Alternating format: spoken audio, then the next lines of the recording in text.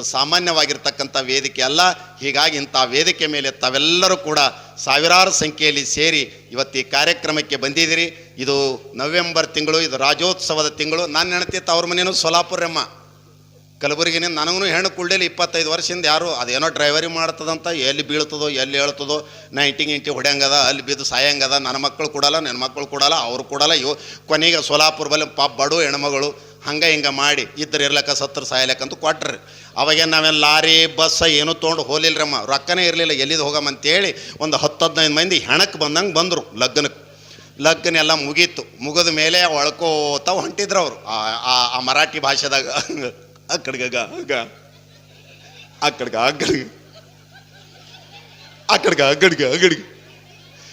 ನನಗೇನು ಅಗಡ್ಗಗಡ ಅಲ್ಲತ್ತವ ಏನು ಸುದ್ದಿ ತಿಳಿಲಿಲ್ಲ ರೀ ನನಗೆ ಅದು ಭಾಷೆ. ಯಾಕಂದ್ರೆ ಎಲ್ಲ ಭಾಷೆಗಳನ್ನು ನಾವು ಅದು ಮರಾಠಿ ಅವ್ರದ್ದೇ ಆದ ಭಾಷೆಯಲ್ಲಿ ಬರ್ತಿದ್ರು. ಬರೋ ಸಂದರ್ಭದಲ್ಲಿ ಆ ಟ್ರೈನ್ದಾಗ ಏನು ಮಾಡಿದ್ರಮ್ಮ, ಕಿಟಕಿ ಕಡೆ ಆಕೆ ಕೂಡ್ಸ್ಯಾರಿ, ಆಕಿನ ಮಗಲಿಗೆ ನನಗೆ ಕೂಡ್ಸ್ಯಾರ.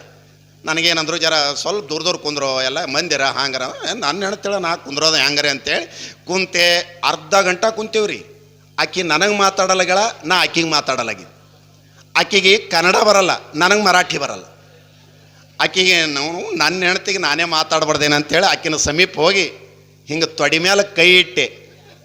ಅಯ್ಯೋ ಸೋಡಾ ಹೋ ಅಂದಳಕ್ಕಿ.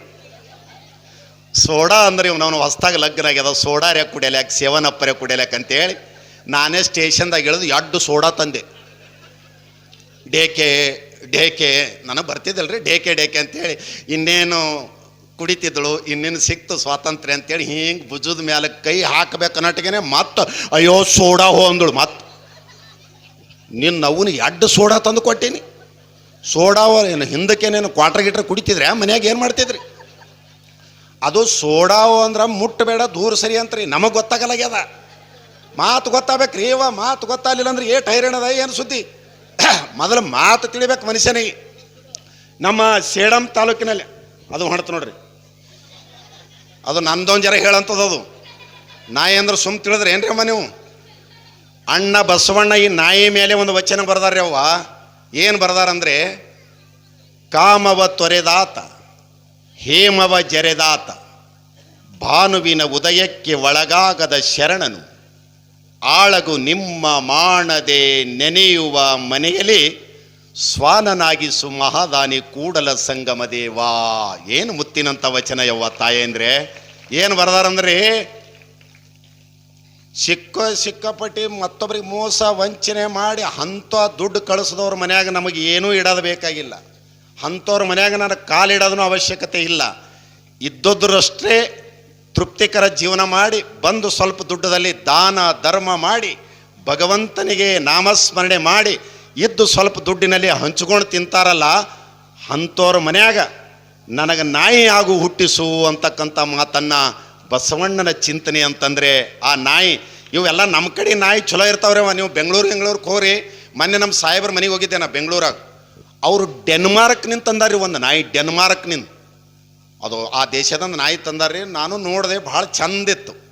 ಅದಕ್ಕೆ ಹಿಂಗೆ ತೊಗೊಂಡು ಅಂತ ಮುತ್ತು ಕೊಟ್ರಪ್ಲೆ ಒಳಗಿಂದ ಮೇಡಮ್ ಅವ್ರು ಬಂದು, ಏ ಗುಂಡಣ್ಣ ಅದ್ರ ಮಾರಿ ಈ ಕಡೆ ಅದ.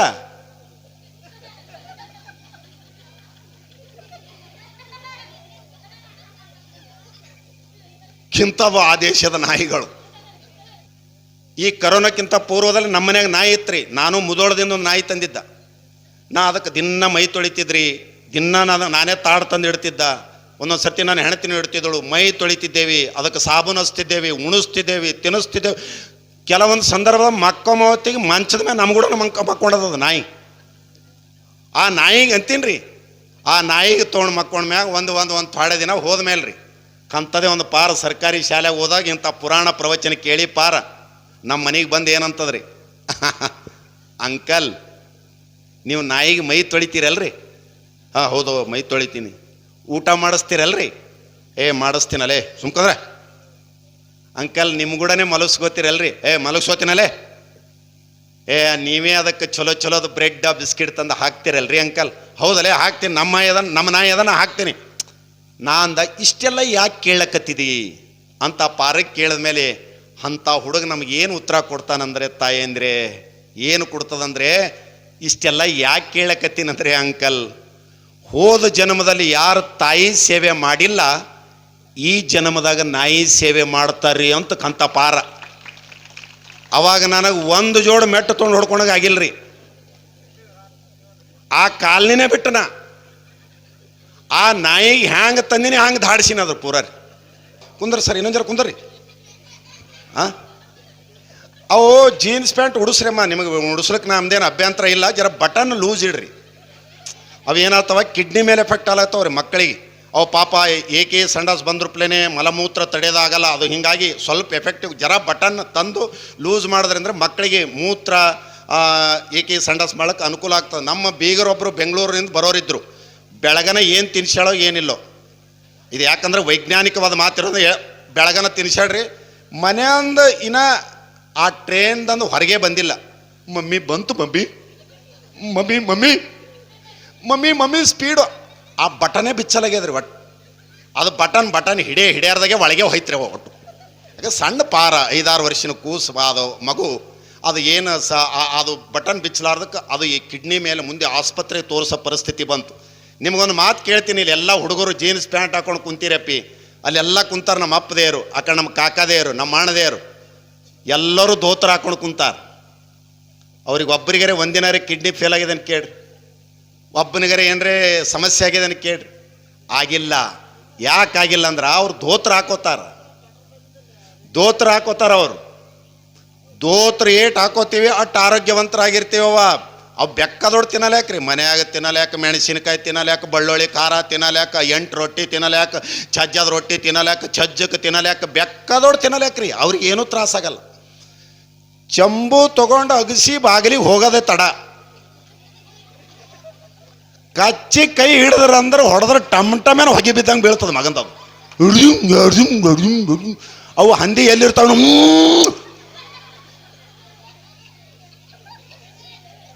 ಭಾಳ ಜನ ಬೈತಾರ್ರಿ. ಇದನ್ನ ಹೇಳಿದ ಸಲುವಾಗಿ ಏನ್ರಿ ಸ್ವಲ್ಪರೇ ಇಂಥ ವೇದಿಕೆ ಮೇಲೆ ಹೇಳಕ್ಕೆ ಅವನಿಗೆ ಪ್ರಜ್ಞೆ ಅದ ಇಲ್ಲ ಅಂತೇಳಿ. ಇದು ಯಾಕೆ ಹೇಳಕತ್ತೀನಂದ್ರೆ ಅವ್ವ, ಆ ಧೋತ್ರ ಒಳಗೆ ವೈಜ್ಞಾನಿಕವಾದ ಕುರು ಅದ ರೀ, ವೈಜ್ಞಾನಿಕ ಕರ್ಕ್ಯೂಮಿನ್ ದ್ರವ ಅದ ರೀ. ಅದು ಅವರನ್ನು ಆರೋಗ್ಯವಂತರಾಗಿ ಇಡಕ್ಕೆ ಸಾಧ್ಯ. ನಾವು ವಿಜ್ಞಾನ ಬೆಳೆದ ಖರೆ, ಹೆಂಗೆ ಇರಬೇಕನ್ನೋ ಪರಿಕಲ್ಪನೆ ನಮಗಿಲ್ದಂಗೆ ಆಗ್ಯದ್ರಿ. ಬರೇ ಓಡಾದು ಎಲ್ಲೇನಾರಿ ಬೆಂಗಳೂರು ಸಾಫ್ಟ್ವೇರ್ ಹಾರ್ಡ್ವೇರ್ ಅನ್ಕೋತ ಎಲ್ಲರೂ ನಮ್ಮ ಜೀವನ, ನಮ್ಮ ಆರೋಗ್ಯದ ಕಡೆ ಚಿಂತನೆಯನ್ನು ಕೊಡದೇ ಇರತಕ್ಕಂಥ ಪರಿಸ್ಥಿತಿಯಲ್ಲಿದ್ದೀವಿ. ಹೀಗಾಗಿ ಎಲ್ಲ ಭಾಷೆಗಳನ್ನು ಪ್ರೀತಿಸಬೇಕು. ನಮ್ಮ ಭಾಷೆ ಈ ಕಡೆ ನಮ್ಮ ಕಲಬುರಗಿ ಜಿಲ್ಲೆದಾಗ ರೀ, ಸೇಡಮ್ ಕಡೆ ಹೋರಮ್ಮ, ನಮ್ಮ ಕರ್ನಾಟಕದಾಗೆ ನಮ್ಮ ಕಲಬುರಗಿ ಜಿಲ್ಲೆದಾಗೆ ಅದ ರೀ, ಕನ್ನಡನೇ ಆಡಲ್ಲ. ಆ ಕಡೆ ಕೆಲವೊಂದು ಹಳ್ಳಿಯಾಗ ನೋಡ್ರಿ ನೀವು, ಬರೀ ಅವು ತೆಲುಗುನೇ ಮಾತಾಡ್ತಾರೆ. ನನ್ನ ಗೆಳೆಯ ಇಬ್ಬರು ಕೂಡಿಕೇಸಿ ಲಗ್ನಕ್ಕೆ ಹೋಗಿದ್ದೇವೆ ಜೈರಾಬಾದ್ ಹತ್ತಿರ ಒಂದು ಹಳ್ಳಿಗೆ. ನಾವು ಒತ್ತಾಡ್ಕೊಂತೀವಿ, ನಮ್ಮ ಶ್ರೀಮತಿಯವರು ಒತ್ತಾಡ್ಕೊಂತಾರೆ. ಆಕೆ ಜೈರಾಬಾದ್ ಹೆಣ್ಮಗಳು ಬಂದು ಆ ರಾಚಾಯ ಸ್ವಾಮಿ ಹೆಣ್ತಿಗೆ ಏನಂದಳಂದ್ರಿ, ಮಿದಿ ಯವೂರ್ ರಂಡಿ ಅಂದಳಕಿ. ಮಿದಿ ಯವೂರ್ ರಂಡಿ ಅಂದ್ರೆ ನಿಮ್ಮದು ಯಾವ ಊರು, ಎಲ್ಲಿಂದ ಬಂದಿರಿ ಅಂತ ಆ ಪ್ರಾದೇಶಿಕ ಭಾಷೆ ಅದು. ಮಿದಿ ಇವ್ರಿಗೆ ಗೊತ್ತಿಲ್ಲದು, ಮಿದಿ ಯವೂರ್ ರಂಡಿ. ಆಕೆ ನನಗಂಡು ಎದ್ರೇನ ನಾಯಕ ರಂಡಿ ಅಂತ ಆಕೆ ಒಂದೇ ಸುತ್ತಿ ಸಿಟ್ಟೊಂಟ. ಮತ್ತು ನಡಬಾರ್ಕೊಬ್ಬ ಕುಂತೇಳ್ರಿ, ಮಿದಿ ಯವೂರ್ ರಂಡಿ. ನಮ್ಮಕ್ಕಿ ಕುಂತ್ರು ಹೇಳಕ್ಕೆ ಬರಲ್ಲ, ಎದ್ರಕು ಮಿದಿ ಯವೂರ್ ರಂಡಿ ಅಂದ್ರಪ್ಲೆ ನಮ್ಮಕ್ಕಿಗೆ ಸಿಟ್ಟು ಬಂದು ಸುರು ಏನು ಕುಂತ ನೋಡಕ್ಕೆ ಶಾಬಾದ ರಂಡಿ, ನಡಬಾರ್ ಕುಂತಾಗ ಚಿಂಚೋಳಿ ರಂಡಿ, ನಾ ಹರ್ಸೂರ್ ರಂಡಿ, ನೀ ಯಾವ ಊರಕ್ಕೆ ಹಲ್ಕಟ್ ರಂಡಿ ಅನ್ಬೇಕ್ರಿ ಆ ಪೂರ ಲಗ್ನ ತುಂಬ. ಅನ್ಯತಾ ಭಾವಿಸಬೇಡಿ. ಯಾಕಂದರೆ ಎಲ್ಲ ಭಾಷೆಗಳನ್ನು ಪ್ರೀತಿಸಬೇಕು, ಕನ್ನಡ ಭಾಷೆಯನ್ನು ಪೂಜಿಸಬೇಕು. ತಾಯಂದರೆ ಕನ್ನಡ ಕಣ್ಣಾಗಬೇಕು, ಕನ್ನಡಕವಾಗಬಾರದು. ಜಯತು ಭುವನೇಶ್ವರಿ ರಾಜರಾಜೇಶ್ವರಿ ಸಿರಿಗನ್ನಡಂ ಗೇಲಿಗೆ ಶಿವಶಾಂಕರಿ ಏಳಿಗೆ ಕರ್ನಾಟಕಂ ಆಳ್ಗೆ ಕರ್ನಾಟಕಂ ಬಾಳ್ಗೆ ಕರ್ನಾಟಕಂ. ಜಯತು ಜಯತು ಭುವನೇಶ್ವರಿ ರಾಜರಾಜೇಶ್ವರಿಯ ಮಕ್ಕಳು ನಾವು ನೀವೆಲ್ಲ ಇದ್ದೀವಿ. ತಾಯಂದರೆ ಆ ಕನ್ನಡಾಂಬೆಯನ್ನು ಪ್ರೀತಿಸೋಣ, ಕನ್ನಡ ಭಾಷೆಯನ್ನು ಪ್ರೀತಿಸೋಣ. ಈ ನೆಲ ಜಲ ಭಾಷೆ ಇದು ಸಾಮಾನ್ಯವಾಗಿರ್ತಕ್ಕಂಥ ನಾಡಲ್ಲವ್ವ, ಇದು ಸಗರ ನಾಡು, ಸುರಪೂರ ವೆಂಕಟಪ್ಪ ಆಳಿರ್ತಕ್ಕಂಥ ನಾಡು, ಬ್ರಿಟಿಷರನ್ನು ದಂಗು ಬಡಿದಿರ್ತಕ್ಕಂಥ ತಾಣ. ಇಂಥ ಪವಿತ್ರವಾಗಿರ್ತಕ್ಕಂಥ ಸಗರ ನಾಡಿನಲ್ಲಿ ನಾವು ಕಲ್ಯಾಣ ನಾಡಿನಲ್ಲಿ ಜನಿಸಿದ್ದೆ ಒಂದು ನಮ್ಮ ನಿಮ್ಮೆಲ್ಲರ ಧನ್ಯ ಅಂತಕ್ಕಂಥ ಮಾತನ್ನು ಮತ್ತೊಮ್ಮೆ ಮುಗದೊಮ್ಮೆ ಹೇಳಿ